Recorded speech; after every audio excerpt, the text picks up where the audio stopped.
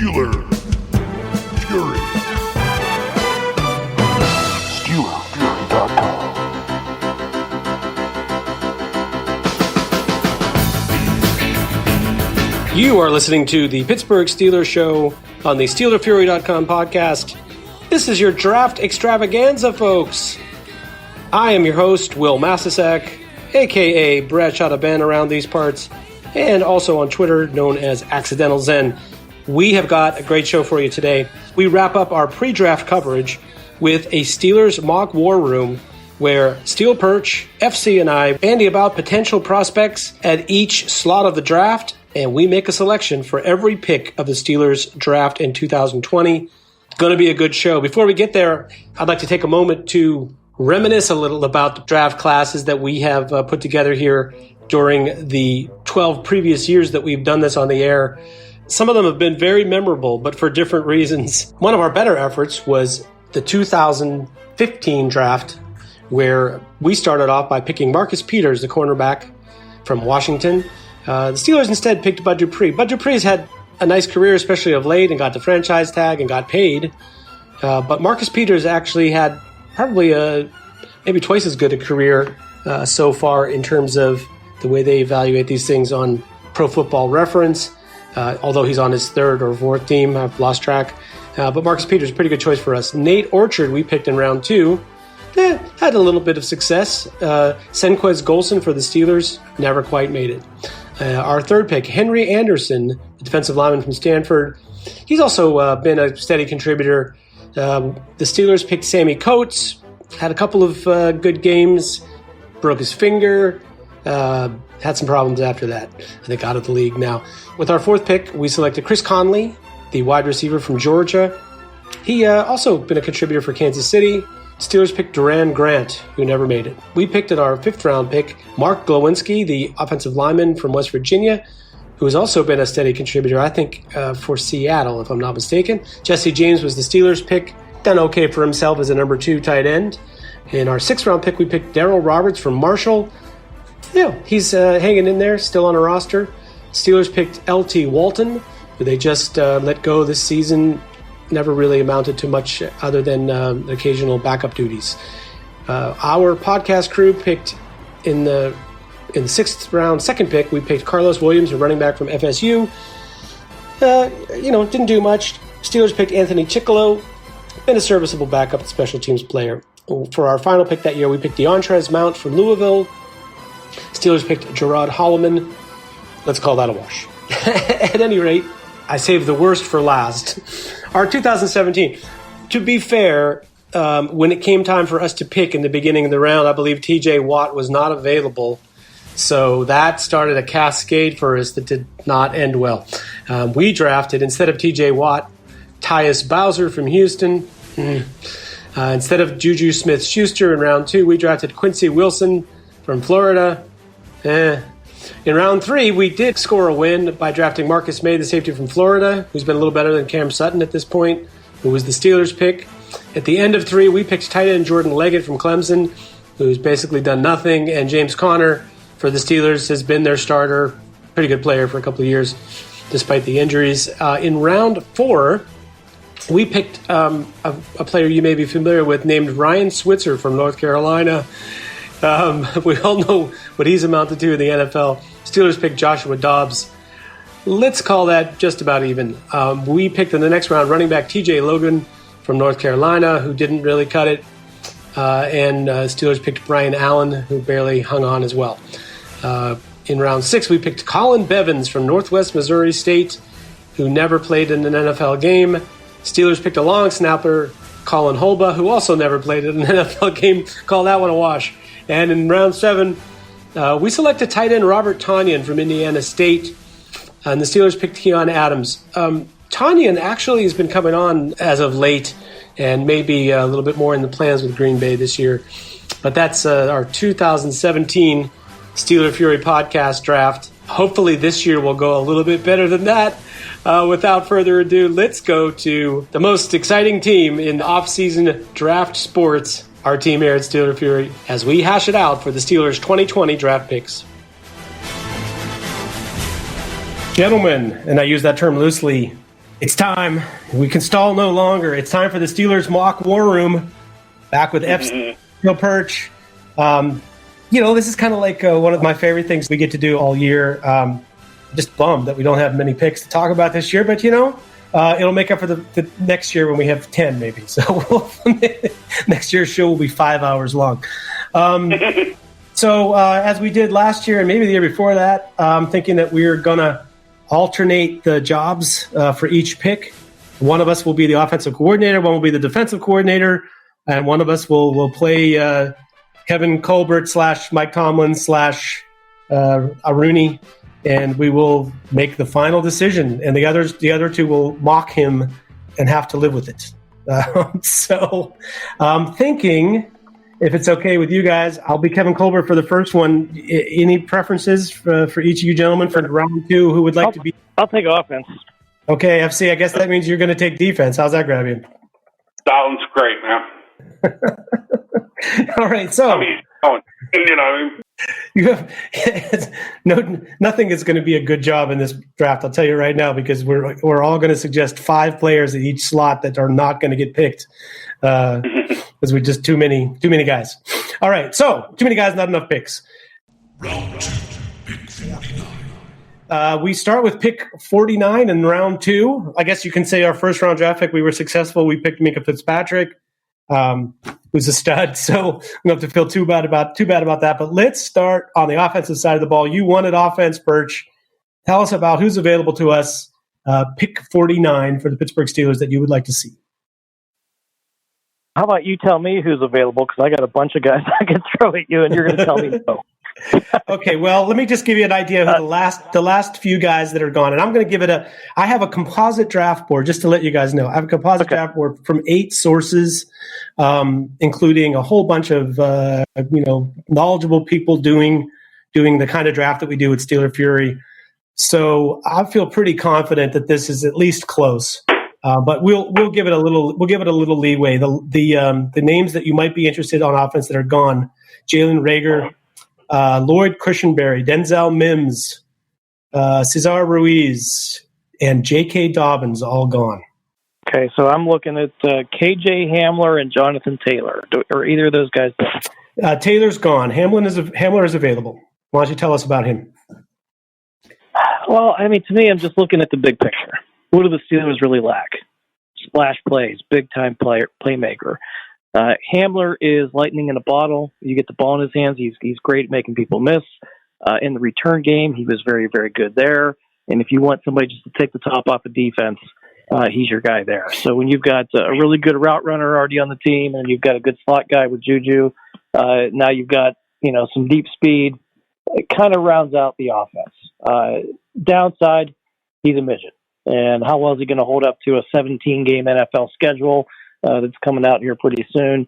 Those are questions. We've seen some other small build guys do that in the past. So to me, if I'm looking at a receiver, I'm looking at Hamler. You're telling me that the running backs sound like they're picked over. Swift is gone, and Taylor's gone. Is that correct? Yeah. What about J.K. Dobbins? Dobbins is gone. Akers is probably the biggest name still available. Yeah. Yeah, so, I mean, you blew through the top 3 running, and I don't see that happening in the real draft. I can't see 3 running backs going in the top 48. I doubt that happens. But well, let me ask you this, just as a side question. Even though they're in this exercise, they're not available, which one of those top guys do you think is the one that's the best fit for Pittsburgh? Oh, to me, without a doubt, Jonathan Taylor. I mean, the Steelers have a type. The guys are about 5'10", about 230 pounds, physical, can run the ball, have a little bit of athleticism and burst to him. I mean, he fits their mold really well. I think he can pick up the pass game stuff more than he was used at Wisconsin. But Big Ten running back, just like Bell, just like Sumlin Mendenhall was before him. It really fits their mold. Second round kind of guy. I mean, that fits really well. So that's where I would have gone. Unless Reagor was available. But it looks like I'm looking at Hamler unless you guys get somebody else to throw in. Well, let me ask you one last question. Offensive lineman, well, 2 things to keep in mind. One is long way to the next pick. there's a lot of guys you might like who are probably going to be gone between pick 49 and pick 102. So I'm okay with reaching a little bit if you're getting a guy that's the right fit. I was just going to ask you, what about potential left tackles? That still might be available here. Yeah, I mean, I think that there's going to be a big-ass run in the first round. I really think that you're going to see 5 guys go in the first round, and then the other couple good ones will probably go early round 2. So Lucas Niang, we're probably getting down to that sort of range for, around pick 50. You tell me who's still there. Yeah, he's available. I was going to say the kid from Isaiah Wilson. Yeah, Prince Tega, the Ben Barch, and what was the other one I just saw as I scanned through here? Austin Jackson. Well, according to my, what I'm seeing here, he would be like the, one of the last couple of players off the board before the Steelers got up there. But yeah, FC is a fan. But I think you're probably looking at Ezra Cleveland, Yang, Ben Barch, in that territory for a tackle. But if not, about the interior guy? I'm looking at the interior guys. The Cushenberry, is he still there? I think you said Ruiz would probably be gone by now. Yeah, I had both those guys off the board at 49, unfortunately. Holy cow. What about John Simpson from Clemson? Is available. Ooh. But is he? You see him as anything more than just a guard only? No, he started center for Clemson for a while, and then he flipped out, so he can play both. Yeah, I don't know if you're a fan, Perch. I like John Simpson. I think he's a little bit more of he's not a big mobile guy, I guess, but he's pretty good. Well, I'll tell you what. Let's move on for a second. FC, you tell us about the defensive side of the ball. This isn't going to be popular. It goes to what you said about where you're at and who you can pick. I'm going to throw a couple guys at you that aren't going to be popular. Is Kristen Fulton, cornerback from LSU, there available? No. Trevon Diggs from Alabama, is he available? No, they went right at the same time, either late first or early second. Jeremy Chin from Southern Illinois, safety. I think the funny one, he is available in this exercise. I have a feeling he's not going to be available in real life, and maybe he'll knock one of those tackles or somebody down. Available in real life. Yeah, but if he is, tell me about Jeremy Chin. He flashes ability of elite safeties. The biggest thing that he has going against him is he played at Southern Illinois, so he has a small school label. Anything that you want your safety to be able to do, he can do, and he can do well. He's smart, good tackler, athletic, plays downhill, can come off the hash and make plays. Athletically, he threw out, I think, 140-inch broad, 42-inch vertical, ran sub 4.4. Just, if I had to give a comp, kid that played in there, Harrison Smith. He's smart. He can be tricked, but he was forced to make so many plays at Southern Illinois that, the type of things that he makes errors on are just so easily coachable. And, a 6'3", 225-pound safety that would, he would be a perfect complement to Minka. And importantly, a compliment to Devin Bush because he has some length to cover stuff in the middle. He's a long 6'3" safety. Well, so, let me ask you this: you have Chin over Duggar, Kyle Duggar from Lenoir-Rhyme? Yeah, just because with Chin, you have a little bit more meat on the bone than you do have coming out of Lenoir-Rhyme, despite just, Duggar being an absolute stud at the Division II level. I mean, and, it's, if anybody has the opportunity to see any highlights of Cal Duggar, it's just like a man among boys with him, just like even in kicks. That's exactly what I see, yeah. Well, okay, so you've told me about Jeremy Chin. We talked about Cal Duggar for a second. Any interior line, edge rushers, other stuff I should be thinking about? Not here. We both know better. Okay. Anything. I mean, the interior, I think the interior defensive line that you want to look at in this draft is going to be post-fifth round, and I think you can get a really good player. And pass rusher, shit in one hand, wish in the other, see which one fills up, because the outside pass rushers in this class are few and far between, and the ones that are decent are going to go real fast. Sure. Hey, Perch, let me ask you a question as an interested observer here. Do the Steelers need to draft a cornerback in this draft? Not at all, I don't think. I think we've got 4 good established corners on the team, and then you've got a 5th guy that they just drafted last year that, is in the works. So I think you've got 5 people that are going to be on the roster opening day. So if you draft another one, I mean, again, we have 4 picks that are really something other than a long shot, right? You've got to get your top needs, and corner is probably the smallest need that we have on the roster. Okay, well, let me tell you how I feel to wrap this up. I agree with. Okay, cool. Well, to wrap this up, here's what I think. I think this pick, out of all of the picks on the board, should really just be best player available that's at a position where you're either going to need them this year or next year or some combination of both. Contributor now, starter next year kind of vibe.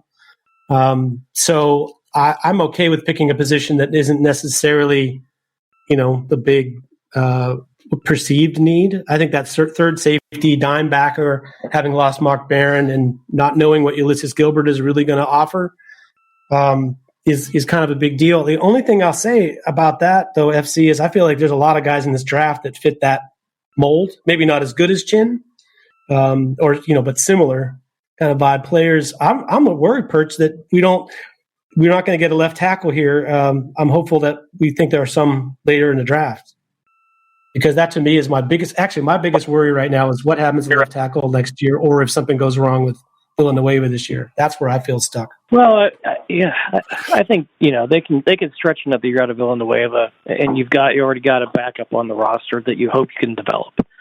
At receiver, they're not going to be able to afford to keep Juju beyond this year. And you've got Ben, right? You've still got Ben. He's worked with, subpar offensive lines in the past. I think they'll be able to patch it together and make it at least average. You need weapons. To me, that was the biggest thing that was wrong with the offense last year, aside from Ben getting injured, was there was nobody that any defense was afraid of. We sat on this podcast every week and said, who in this offense scares you? And there was no answer to it. So you need somebody somewhere that you can find that can break a game open. Agreed. Okay, so the summary is if Ruiz or Cushenberry, if Austin Jackson, if Jonathan Taylor, if Jalen Reagor even were available at this spot, that we would take one of those guys and be happy about it. Since we're dealing with none of that being available, I'm going to go with Jeremy Chin as the choice here. I think it's maybe the best value at the spot from what you guys presented to me. I would have either done that or a left tackle. If somebody had really sold me on Ezra Cleveland or Ben Barch or somebody like that. I got a left tackle I like. Okay, good. Not to be available later. Well, there you go. Pick at 249 is Jeremy Chin from Southern Illinois.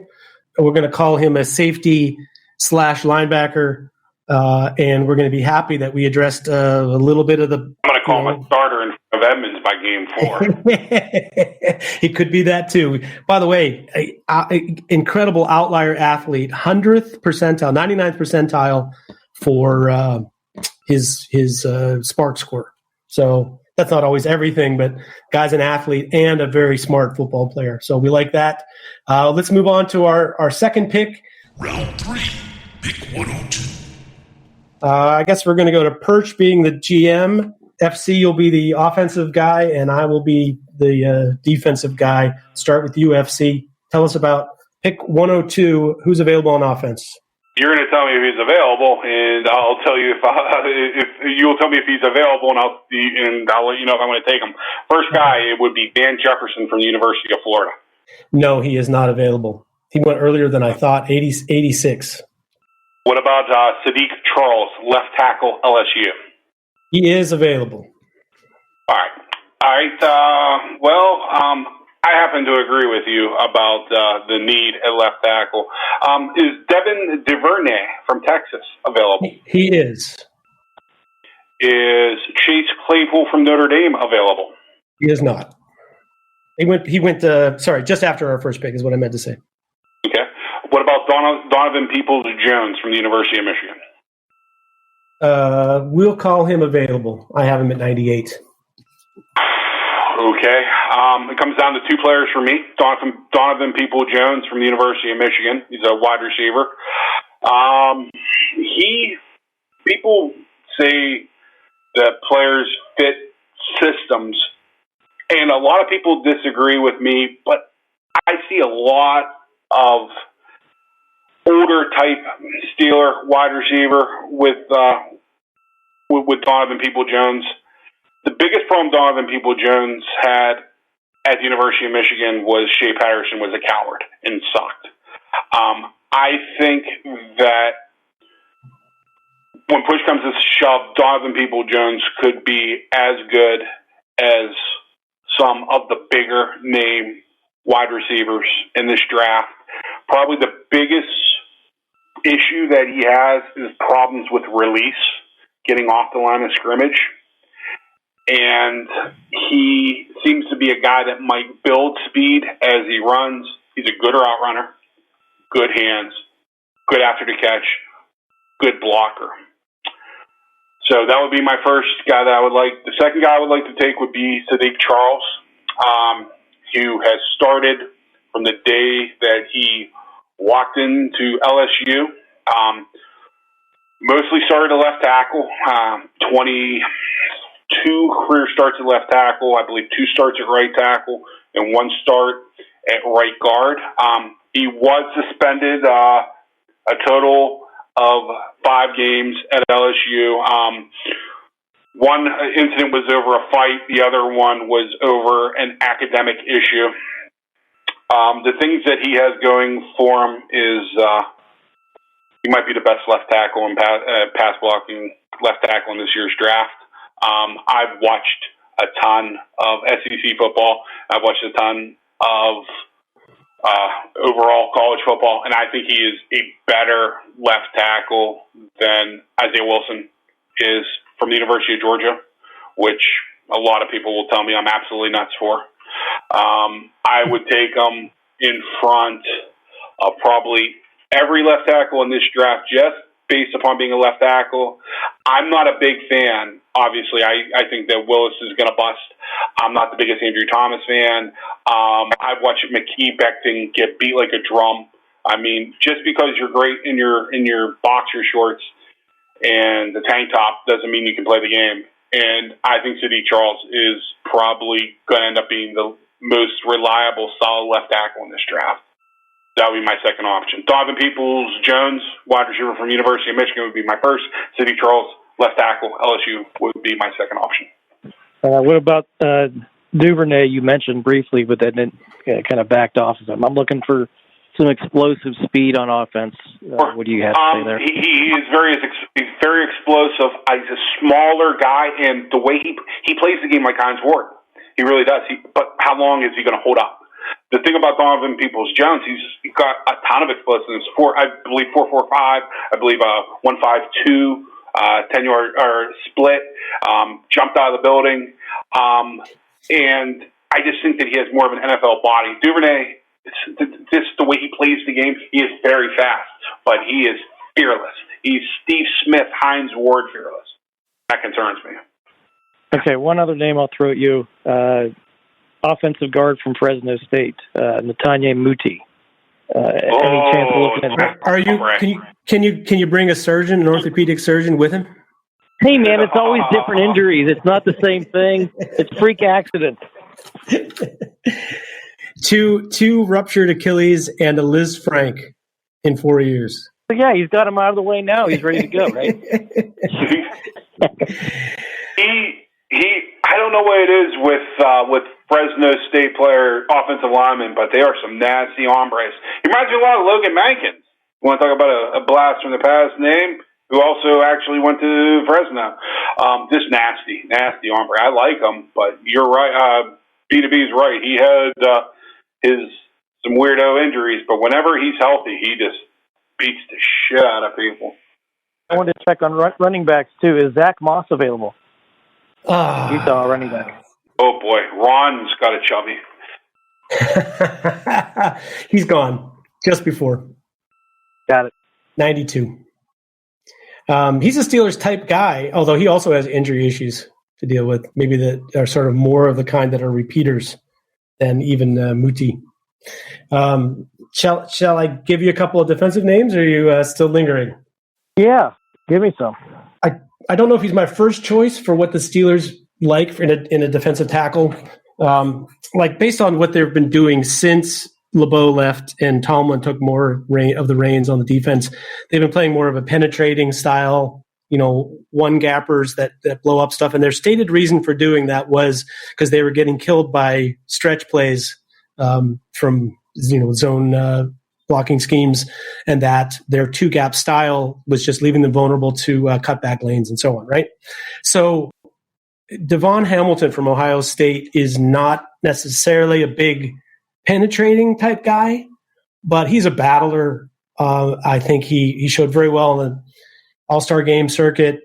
And I feel like he's a guy at, 6'4", 320 that has that length, that new, that's the new NFL. Longer players at nose tackle who can kind of fight their way off of shorter armed, less mobile interior players. Hamilton seems like a guy. He's from the farm team, so you know that they know him and they may prefer him. He's one of the top 2 or 3 choices for me in terms of Steelers where the value meets the need. The other guy I would mention in terms of defense, if once again, if you want a big run stopper, Leki Fotu from Utah is a huge dude. They seem to hit it off with him at I think that was a Senior Bowl that Tomlin and Fotu were hanging out down there. So he's probably another person on the Steelers' radar. Once again, not enough, not really going to give you anything in the pass rush game, but he is sort of maybe an upgrade. He's a Big Dan 2.0 sort of player. And the last one, I don't think you're going to be interested because you said you weren't really interested in corner, but I know this is the last year of Mike Hilton's contract. Probably my favorite slot corner in the draft is Darnay Holmes from UCLA, who's available here. He is maybe not going to hold up on the outside as an outside corner, dealing with long speed or bigger players, but he's a tremendous tackler, very good in the box area, and a lot of short area quicks and ball hawk type player. Kind of fits that mold of what the Steelers like in their slot corner. One last player, the only edge that kind of in this range that I'm interested in would be Alton Robinson from Syracuse. I'm not sure if he's a guy that can stand up, but I think if you're going to lose Bud Dupree, you need a guy that's capable of playing sort of on that, strong side, the way the Steelers play their D. And there's not as many edge rushers who are good at that, solid against the run and a good pass rusher. I feel like Robinson fits that a little bit. But, I'll be 100% honest with you. I think their guy's name is not mentioned that I feel like maybe you might be interested in on the offensive side. You mind if I pitch you that? Yeah, go ahead. I'm going to tell you, if I'm a defense, I don't want to see Antonio Gibson on the other side of the field because there's somebody that I have to account for all the time.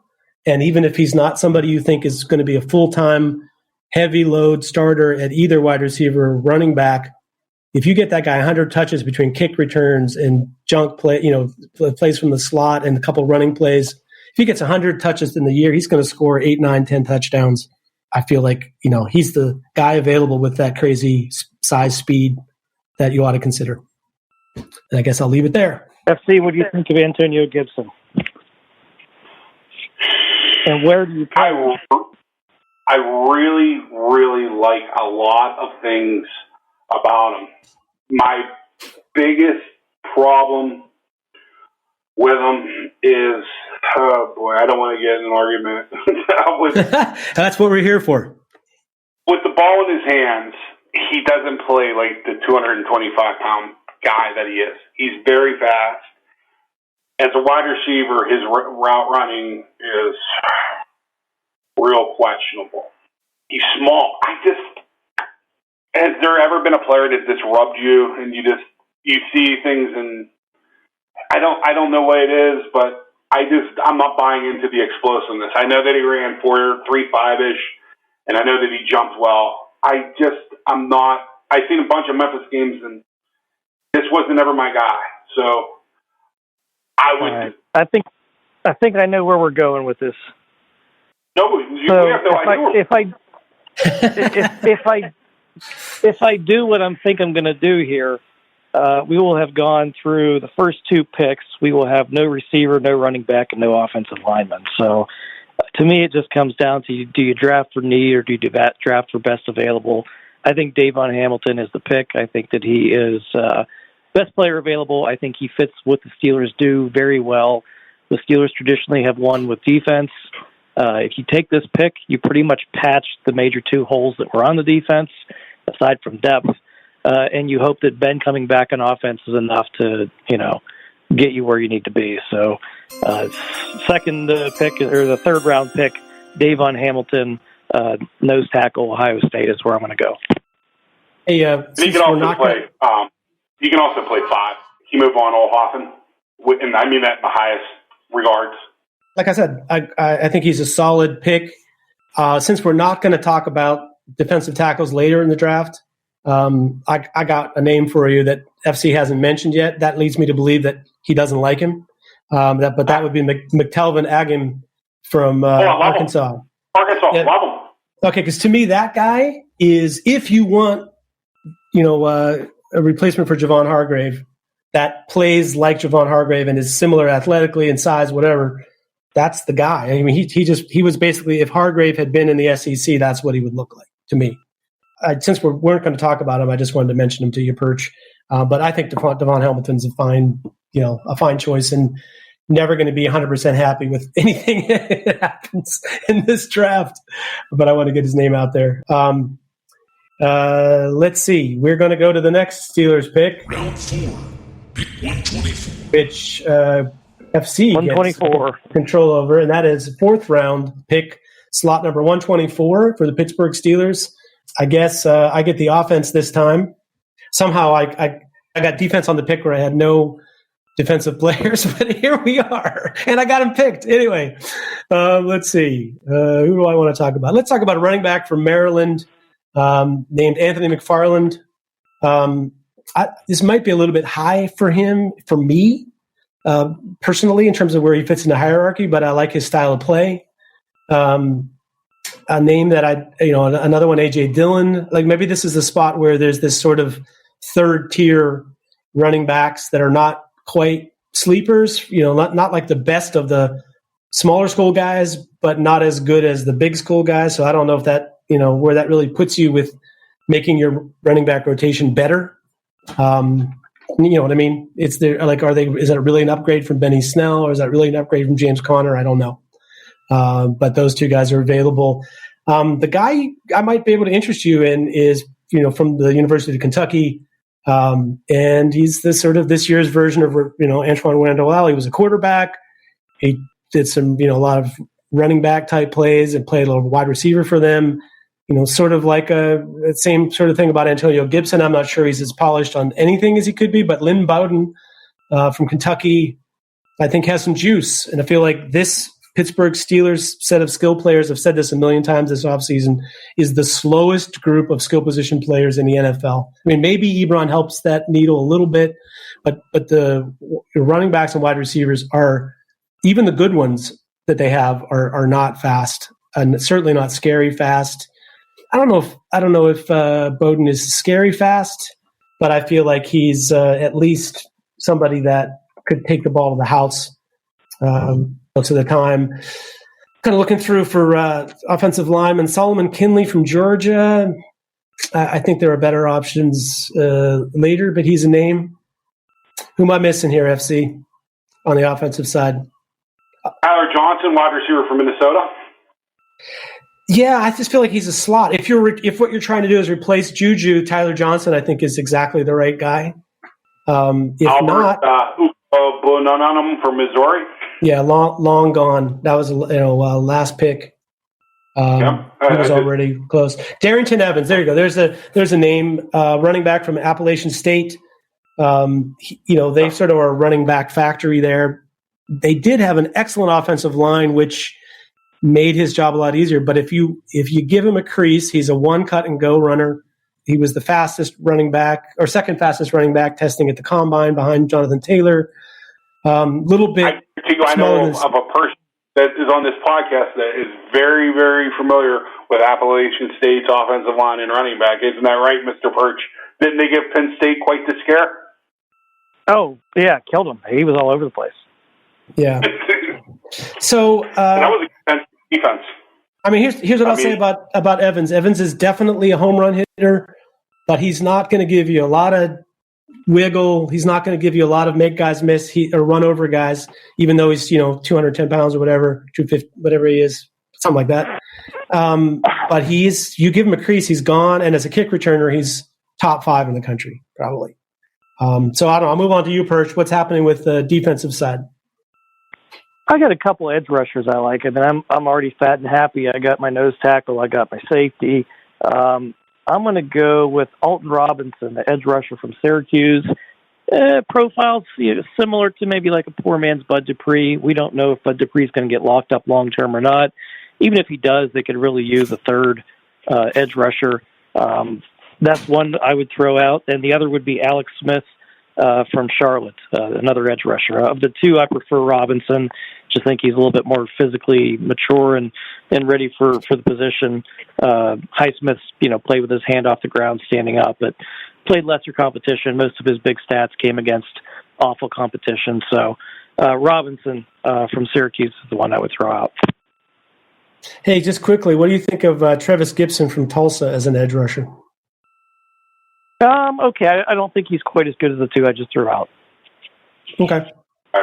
May I throw one more offensive name at you? Devin Asiasi from UCLA is a tight end. He's a 1 year, one big year. But if you're looking for somebody in this draft class, I mean, there's not that many tight ends to love. But if you're looking for one that might turn out to be an all-around tight end that can be pretty good at everything, I'm not sure it's the biggest need the Steelers have, but I figure I should mention he's a guy that can definitely get open in the slot, and he's at least a willing blocker. I don't know if he's a great blocker, but not bad in that part of the game. I actually have him rated as my second tight end on my draft board. I have him behind Komet and ahead of Troutman, so I'm a fan. But with the addition of Ebron, and we just drafted the big dork from Michigan, I'm a big fan. I agree with you. I got you. Well, you're going to have to decide, and unless you pull a name off the board. Put it this way. No, I'm going actually. I actually picked them in my little Steelers mock, which I'm about to post at this exact same spot. The Pittsburgh Steelers picked Penn State Nittany Lion killer Darrington Evans from Appalachian State University. Wow! And I will add that I actually a little bit of a more wiggle and ability to slide and cut than you do, but he absolutely is a physical in between the tackles runner. And for any Steeler fan that is interested in a comparison, I think Barry Foster is an absolute perfect comparison, but I think his top end is a little bit more than Barry Foster. Yeah, I think Evans is also pretty underrated as a receiver. Very good hands, good at catching the ball. Whenever they went to the flex zone, he actually went out to like a sidecar slot and ran legitimate routes. And so I agree. Yeah, just adjusting to poorly thrown balls and stuff like that you don't often see running backs do naturally, right? All right, so excellent. So we got 3 picks in the books, 3 to go, halfway point. Round 4, pick 135. Is this the pick that the Steelers got from Miami. Is that what this one is? No, I believe so. Or is this Yeah. their pick? And the other one was the Miami pick. No, I don't think so. I think it's the other way, but who knows? Pick 135. I think I'm on the board again as the GM, and that means, Perch, you are telling me about offensive players here at 135. We still need a receiver. So I'm stretching here looking to see who the hell's still available. Duvernay gone by now, I would assume. Yeah. KJ Hill of Ohio State's probably gone. Hang on, just let me double check where we are here. 135. I have to go back to my 35. James Proche from SMU. Yeah, let's see. Yes, we got Proche. I mean, to me, he's a slot guy though too. But you said when you said I'm sorry, with the size, the kid from Hodgins from Oregon State. He is available. Oh boy! And how about Quez Watkins from Southern Miss? He is available as well. Yeah, he's probably a little bit early for him. We got a running back apparently last round, right? And so we're still looking at offensive linemen. I like how you said that, apparently. Well, you know, he's a running back. How about our injury boy Muty? Is he still there or is he gone? I have him as gone. And Solomon Kinley from Georgia. I thought he was gone. No, Kinley's available. So tell us about him. I mean, it's just a big SEC interior offensive lineman. Just another body to plug in there. And the other one I was looking at was Throckmorton from Oregon, where I think he can literally play all 5 spots on the line. So if we're looking for depth, question marks all across the line, here's somebody that's kind of the Steelers mold that can play a number of different positions and eventually settle into one. Hey, FC, what do you think of Alex Taylor from South Carolina State? My neighbor loves him. With this year's draft, there have been so many prospects, you know what I mean? Yeah. It's just, there's not a ton of top level, but like the guys that are like right at the B-, C plus level, there's so many of them. I think I've never seen anything like it in that regard. And the lack of pro days and testing didn't allow you to even be like, okay, well, this guy's not doesn't look like he's athletic enough or whatever. So you have super, super deep at that B-, C level. You know, how many 6'8", 310-pound guys that run sub-540s are there? You know what I mean? Not too many, dude. Not too many. You know, how many times do you get to see, 12 and 7/8 inch hands? You're like, what? That's not even possible. He's a big dude. That's a utilitarian offensive line position that maybe that's all that's left at this point. I'd really like an explosive receiver. I'm struggling to find one that's still available. You guys throw out one if you can see one before I do. Well, all I'll say about it is this draft is deep in wide receivers, but it's sort of the type. If you're looking for an all-around receiver, you got certain level of choices. If you're looking for a speed guy, you have a certain number of choices. If you're looking for a big slot, So I'd ask you this question: what are the Steelers looking for? If you were the GM, not what they're actually looking for. Yeah, if we all agree that they need speed, they need a game breaker, they need somebody that's going to draw the attention of a safety, that's going to help open things up for other people. That's what I'm looking for. Yeah, I'd say there's only a handful of those left. So maybe they're worth more than what their supposed draft position is all I would say. But I don't know. Bigger question. I'll ask you, FC. If this draft starts this way, safety, defensive, or nose tackle, running back, those last 3 picks, what are we looking to get out of this? Players that can contribute. It's funny as that sounds. You need guys that can step on the field if they're forced in, because you're just an injury or two away at all times, and your depth is your key. Yeah. You got to go by your board, and you got to go by, you got to continue to bring in talent and players. If you reach for a need, and that's whenever you miss, in the 4th round, if you go for a guy whenever you knew that Russell Wilson was going to be a winner, but you went with that guy instead of Russell Wilson, or that guy instead of, and there's been hundreds of backs, Darius Leonard from you went because you knew Darius Leonard was going to be a stud, but you had to take that whatever position that you want to throw out there because you felt that you were filling a need. You need to get players, man. Yeah. I mean, to me, if I'm throwing one out there, I'm going to maybe reach a little bit. I want Quez Watkins, just somebody who has potential to be a game breaker, and that's kind of where I'm looking. I mean, smaller school guy, Southern Miss, right up your alley. He's just got speed to kill. It's in a position of need, and I'm taking a shot for a home run here. All right. FC, tell me about the defensive players at this point. You're going to really have to wow me. I know. I'm just going to throw two pass rushers at you, and they're two completely different dudes, and they bring different things. The first guy I'm going to throw at you is Dennis DJ Wanham, who played at the University of South Carolina, who, along with Kinlaw, probably just made that South Carolina defense into a top 25 defense. Now, Wanham's not going to blow you away with his stats, but the only thing he does is play the game, and I think that he's born and built to be a 3-4 outside linebacker. Second guy that I hated. I wanted to hate. Then I went and I watched 2 years of film, and I was just, every time I came away, I say, this Kenny Wilkes kid, he ain't going to be able, there's no way. And then he had a kind of poor combine in a way where he ran a 4.85, and then you look at other things, his vert was great, his 3-cone was great, and he has production, and he has a motor. He might be your next Anthony Chicola. He might be your next Kevin Green. And where you're looking at drafting here, if you hit on the next Kevin Green, the thing about Wilkes is there's just no quit. It's down after down, different pass rush, just all effort. But at this point, even though I'm your defensive guy, we need some skill positions on the offense.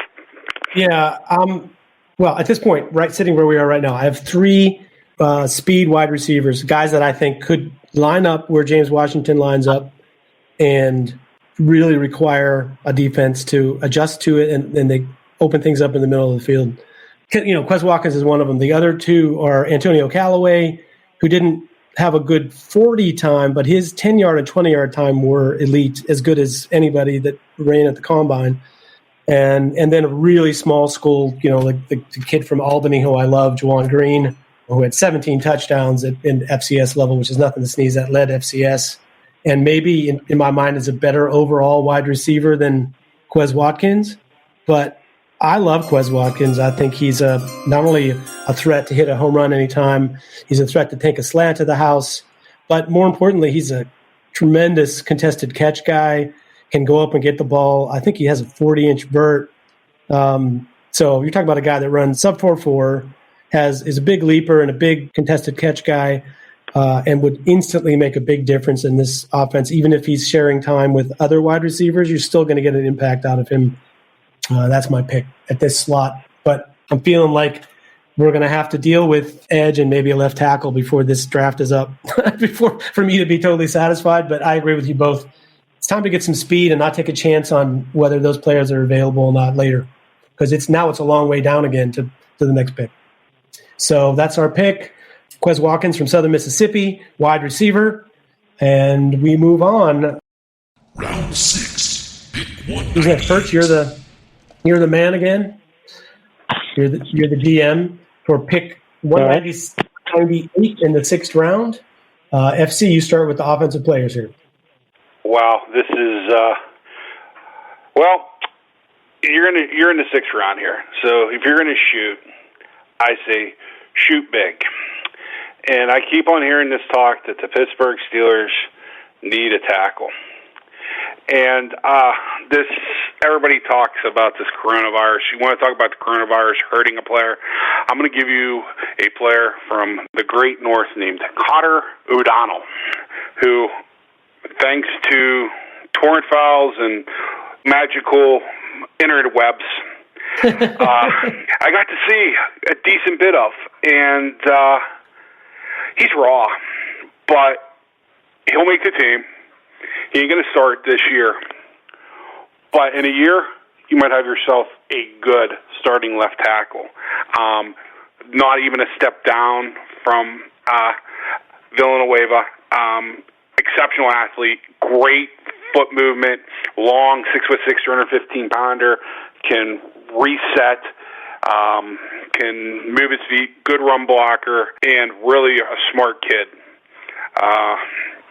So Carter O'Donnell would be a left tackle I would give to you. Carter O'Donnell from... Yes, and Alberta. The second guy I would give you would be Kevin Dotson. He's a Canuck. Yes, Carter O'Donnell. Yeah. Okay, and the second person I would give you would be Kevin Dotson, guard/center from the University of Louisiana, not to be mistaken with Louisiana State University.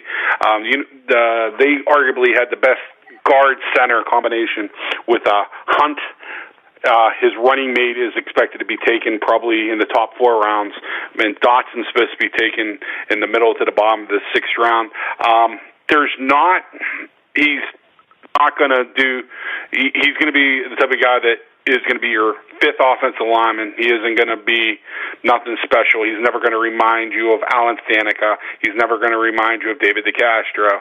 But he's going to be a guy that's sort of like Ramon Foster, that he plugs in and does his job and is solid. Not great, but solid. Good enough for you to win games, possibly a championship with. So Kevin Dotson, guard/center, and Kevin O'Donnell, left tackle from Alberta, would be the 2 guys I give you. Gotcha. So, Perch, am I correct? Are we on the same page that really, for defensive players here, we're looking edge? Or are you still thinking the linebacker or safety or whatever? What do you? I could still use an inside. I mean, we were down an inside linebacker.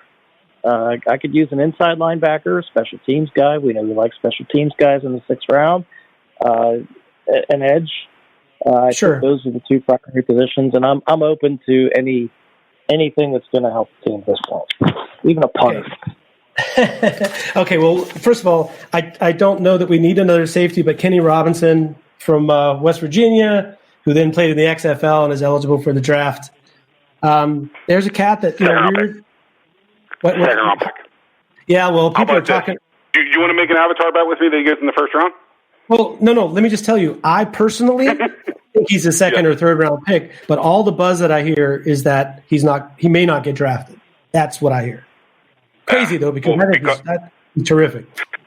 People want to say the red flags of character things. He quit going to West Virginia so he could take care of his mom that was dying of colon cancer. That's what he got. That's the big red flag. He never was arrested. He quit college to go take care of his dying mom. Yeah, I mean, he had academic. I mean, he had somebody, take a test for him or something. But yeah, well, at any rate, so we agree. Kenny Robinson is a stud, but maybe gone sooner. That's fine. And what was the other thing I was going to say? Oh, linebacker situation.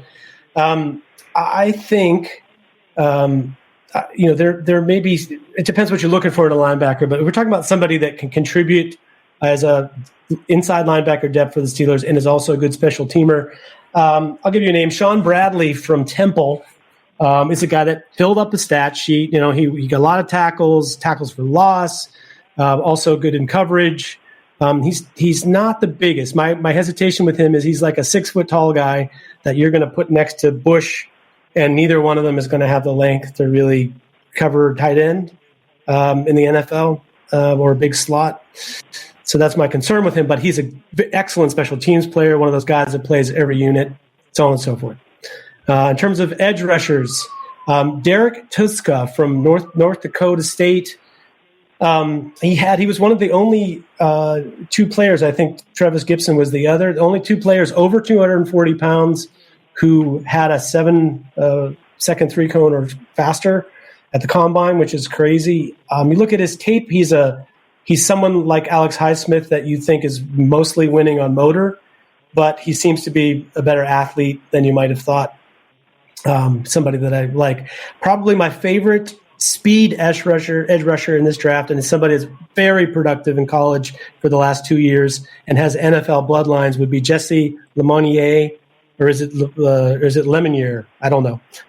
His brother Corey played for Auburn. Didn't really work out in the NFL, but Jesse plays for the Liberty Flames. Jesse is a big tackle producer. I think he had 10.5 sacks this year, won in a variety of ways. He's got a little bit of a toolbox as an edge rusher, and he's somebody that if they had done testing and we'd gone through all these pro days, would be someone that I'm sure is an excellent tester, very quick first step. I like him, but to me, he's a bit more of the type that you might put on we're on Watt on that side. So, I'm not totally certain about him. And then one last strong side edge rusher. It's going to be a 6th or 7th round pick. His name is Nasir Player. He's really a player. Nasir Player played for East Tennessee. Bigger guy, 265-ish pounds. A lot of power.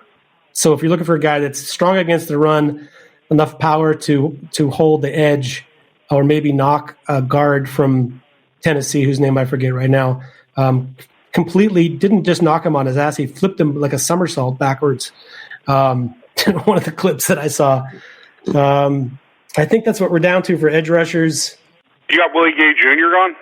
I think he's gone for a long time at this point. Yeah, but a lot of people would. I kind of agree, but boy, did people hate him for some reason. But yeah, I'm there with you. Yeah, I like him a lot, actually. I mean, somebody that I would have considered, back when. By all means, let me know.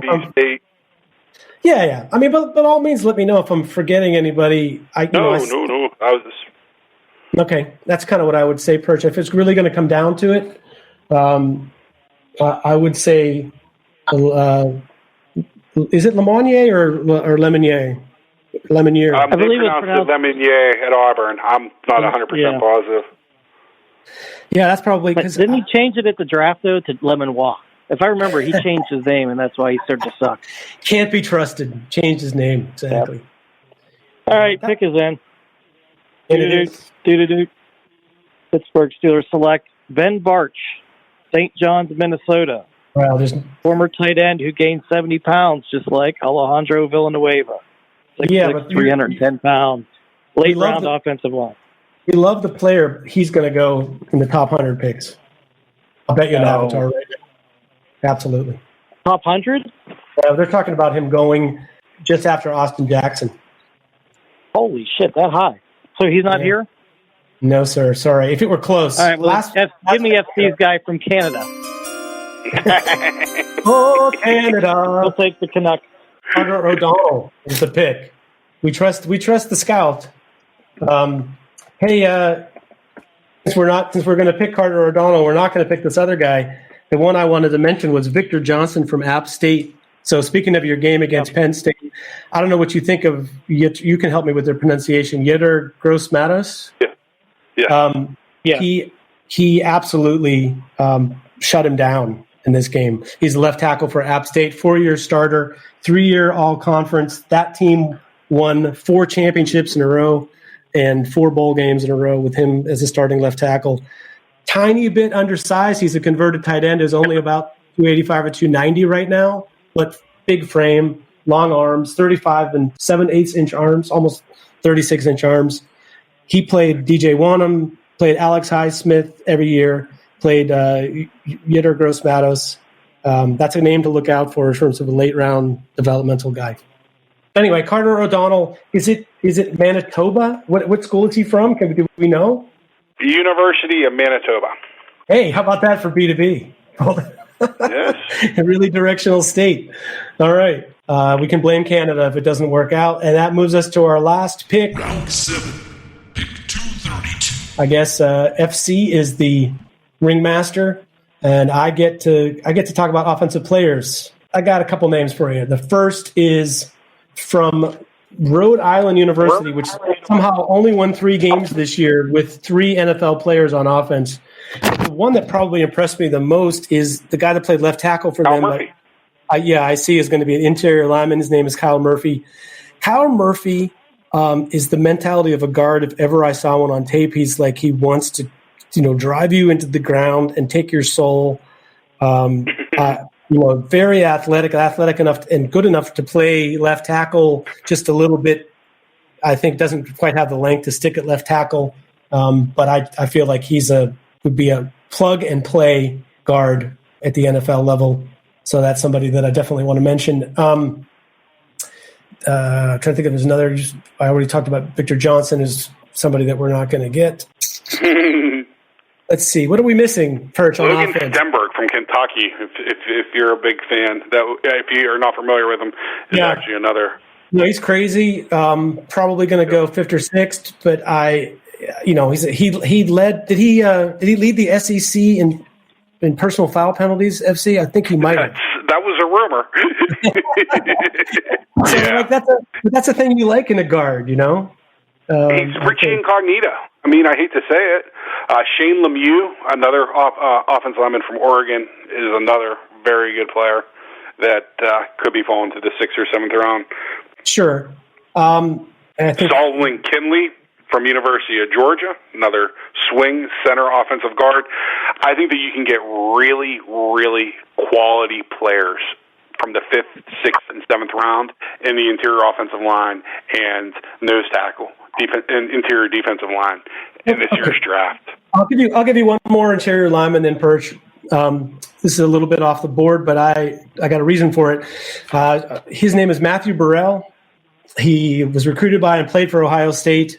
He had some problems with depression, and he was really open about it later. But he needed to leave Ohio State for his own sort of health, and he transferred to Sam Houston State, took a year off football, decided that he missed it a lot and that he wanted to get his life together, which he did.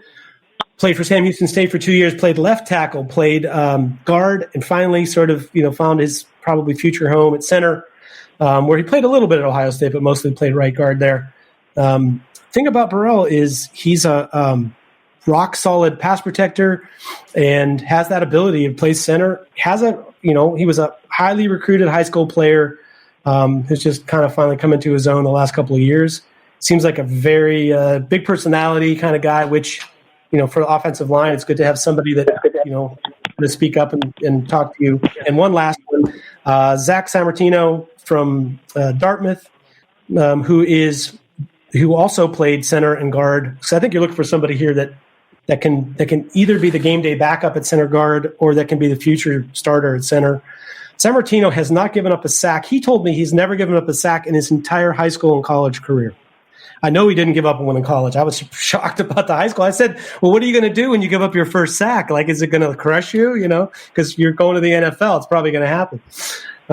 He is like an immovable object in pass protection, has enough mobility, I think, a particularly small space mobility, like trap blocking and the kind of stuff that, you may do at center. He's either, you're either able to plug him in at right guard, got good size, despite the level of competition. I think he's a player that could play either guard or center for you or be the backup guard center for many years to come. Smart kid. Obviously, his great uncle is Bruno Sammartino. Although he doesn't have a wrestling background, he's sort of built like that. He has that sort of good, stocky, powerful stance that works for guards. Go to you, Perch, for defensive players. I think we still can use more help at edge. I got a couple of Power 5 guys that, they're not the greatest as far as overall prospects, but it's late in the 7th round. But I think these guys could possibly stick on the roster with some time. DJ Wanham from South Carolina, 6'5", 250 edge rusher. And then the other guy from Syracuse, Kendall Coleman, 6'3", 250. Both have played with their hand off the ground a little bit. Both are solid edge rushers. They both profile as, probably backups, basically get in there and compete for one of the 3rd or 4th defense or outside linebacker edge rush positions. Tell us about the kid from Syracuse. He's the sort of the second pass rusher there. Kendall Coleman. He's just not he's not as great of an athlete, but he was reasonably productive. I mean, he's good at playing the run. He did a good job setting the edge. I don't think that he's the most explosive edge rusher I've seen. He had a lot of single blocks he came across because the guy on the other side was a little bit better. But, I think he profiles as, a depth guy in the NFL. I think he'll get drafted right around this point, probably 6th or 7th round. Maybe he's a practice squad guy. Maybe he takes a year to kind of work on some things and eventually makes a roster. But, again, he's just a guy who's got some experience and can play the position. Perch, you seen Tipa Galea at all? A little bit, yeah. I've seen some highlights, but not really watched a lot of the game tape. Yeah. Okay, just another guy that I know, edge rushers. I mentioned two, sort of off the board ones earlier, but he's one that I wondered if you'd seen. All right, anything else for defense? No, that's it. I think the defense has been spoiled so far. Yeah, it seems like it. FC, what's your take? Ladarius Hamilton would be another outside pass rusher that doesn't look I don't like using the word. He got like a James Harrison type build, which some people would say that's not possible. But real nice player out of North Texas State. We did pretty good with Joe Green about 55 years ago. But not too bad, right? All right, I'm gonna make the pick, and then you can badmouth me. You have in the 7th round, so we're not going to really be able to get. Before you make the pick, since you like Ladarius Hamilton, you mentioned that there's a cat you should see. I don't know if he's the right pick for here, but there's a cat you should see named Andre Walker from Houston Baptist, led FCS in sacks, 19.5 sacks this year. He is the guy that you want, a guy that's like, he's built like James Harrison, blah, blah, blah. He's built like James Harrison, but with maybe longer arms. He uses a single arm. He's a super smart kid. He was a molecular biology and biomedicine dual major, I think. He said he slept 3 hours a night during football season, and still had success at a really high level. But just a guy for you to take a look at on YouTube someday, because I think he's someone that fits that mold of getting underneath bigger offensive linemen and having that sort of base strength. Anyway, so go ahead. You're going to make the pick. Do it. We will pick, since I'm playing Kevin Colbert and I got the old offensive lineman mentality at heart, the Pittsburgh Steelers with their 7th and last pick draft. Logan Stenberg, University of Kentucky. Probably my favorite offensive lineman in this draft. I think there's a decent chance that he goes in the 6th round. But if he doesn't, and a lot of reasonable places have him as the 17th to 18th guard in this draft, and that generally means 7th round pick or undrafted free agent. He just is nasty, and he loves his teammates, and he's a warrior. And you mentioned Lynn Bowden earlier. Anybody that is curious about Lynn Bowden, if you're also curious about this Logan Stenberg, go to Kentucky's bowl game and watch them run quarterback lead 26 times in the second half, and watch Lynn Bowden rush for almost 250 yards in that bowl game, right behind Logan Stenberg, where they knew it was coming, and that nasty hombre just kept on just drilling and destroying people in front of him. Probably will be one of the biggest steals in the draft if he goes this late, because I think he's going to have a Richie Incognito type career where everybody's going to want him out of the NFL because he's so dirty and nasty, except for the team that he's playing for, where everybody loves him. Yeah, I think that's a good comp also. It's just that same kind of mentality player, whether he looks like him or plays like him exactly. But I'm not going to let him get away with that perch, because there's another guy that I think is long gone. Okay, so all right, no Logan Stenberg. That's perfectly. I think he's a 3rd or 4th rounder. I'm pretty sure. Really? Wow, yeah. Nice. I love it. Then how about this? Then since I get the pick and we're talking 7th round, Tyler Clark, nose tackle, defensive end, University of Georgia. My 2nd favorite player in the draft. We're double dipping. Okay, I like it. That I will let you get away with. I actually love Hamilton, too, from Ohio State. The Steelers I don't like, real quick, I don't like Alu, and I love Stephen Tuitt, but I don't trust him health-wise. There you go. Do you think Tyler Clark can play the 5 tech as well? Oh, yeah. That's actually what he's best at. Oh, okay, cool. But he can slide down. The University of Georgia had a monster coming named Jordan Davis. He's going to be a top 10 pick next year. He moved him to be their starting nose tackle, like 6'6", 355. Just Jerome Brown-like. Excellent. Well, gentlemen, I think we made it through somehow. We did.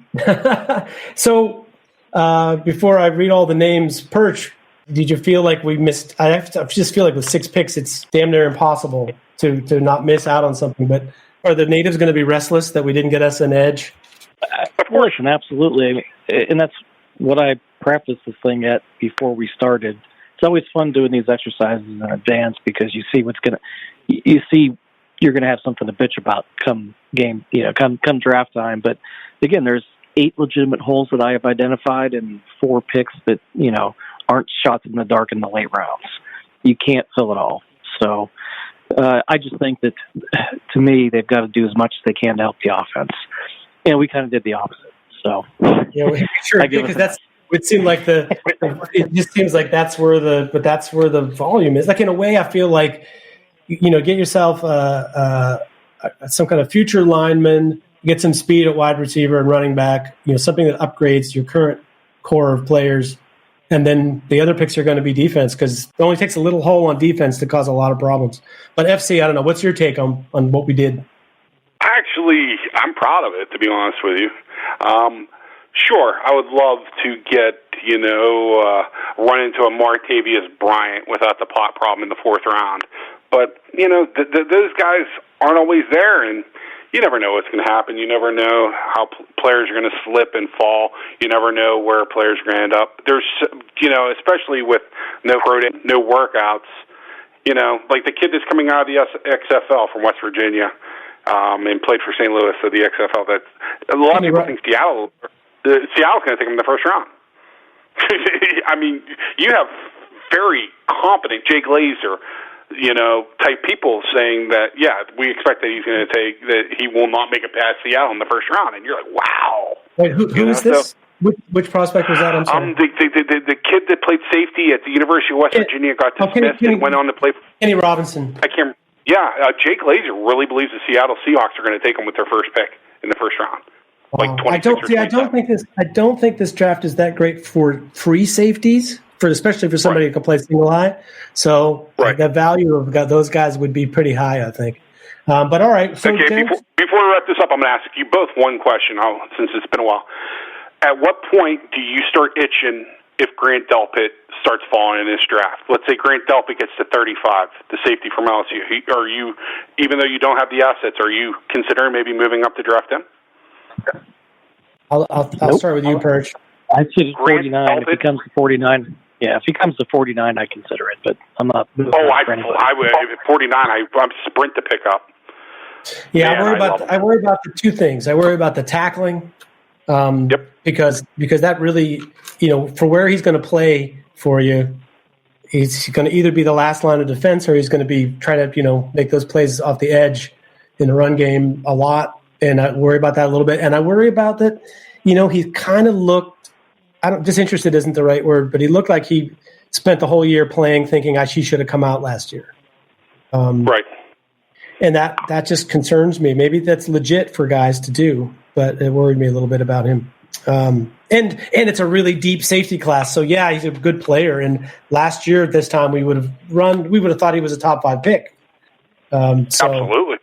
Yeah. So I don't know. Do you believe last year? Speaking of which, Raekwon Davis, 2 years ago when he had his defensive line coach, Carl Dunbar, he was a beast. 2017. If the Steelers think he has the key to unlocking that guy again, I mean, would you take him at 49, Perch? Yeah, consider anybody at that position, really. Yeah, I got you. Okay, this is our 2020 Pittsburgh Steelers Steeler Fury War Game exercise draft. Got us at the 2nd round pick, safety Jeremy Chin out of Southern Illinois. And the 3rd round, Devon Hamilton, nose tackle from Ohio State, the Ohio State University. Our first 4th round pick at number 124 went to running back Darrington Evans of Appalachian State. Pick 135 in the 4th round, that would be wide receiver Quez Watkins from Southern Mississippi. In the 6th round, Carter O'Donnell from Manitoba. 7th round, Tyler Clark, a defensive lineman from Georgia. Carter O'Donnell, offensive lineman from Manitoba, future left tackle. And in the 7th round, defensive lineman Tyler Clark from Georgia. Perch, I'll give you your last word. Same as the first. Can't fill 8 holes with 4 picks. Sorry, I heard the double entendre version of that as it was coming out of your mouth. FC, what's your last word? Thank you for getting us together and doing this, B2B. It's a lot of work, and a lot of times it's taken for granted, so I appreciate everything that you're doing. Oh, man, my pleasure. And FC, I think I might have to give you a catch-up show just to talk about all the draft stuff that you haven't got a chance to talk about, because it's not like you don't have any opinions about it. I'd be more than happy to get together and do it with you guys. Yeah, I think we'll do that. All right. Go Steelers. Don't fuck it up, Colbert. That is all for this episode 3, the final episode of the SteelerFury.com pre-draft extravaganza podcast series. We'll have some more follow-up coverage when we get to the draft, and we'll be covering the Steelers, of course, every week throughout the season. I'd just like to say thank you for tuning in and listening to the podcast. Remember that if you would like to support the longest-running Steelers podcast in history, then I suggest you go to patreon.com for the Steeler Fury Patreon page, where you can subscribe and help the world's longest-running Steelers podcast remain the longest-running Steelers podcast, if you know what I mean. Thanks again for tuning in, and we'll catch you at the NFL Draft. Enjoy quarantine. Hopefully this gave you a little something to do during the interim. On behalf of Steel Perch, FC, Jeremy Coleman, Ryan Roberts from NFL Draft Bible, Zach Sammartino, Nick Tiano, Shewo Alanalua, Christian Rosenbaum, and Rondell Carter, on behalf of all those folks, I am Will Massasak, a.k.a. Bradshaw to Ben, also known as Accidental Zen on Twitter, saying, go get 'em Steelers in the draft. Keeps on raining.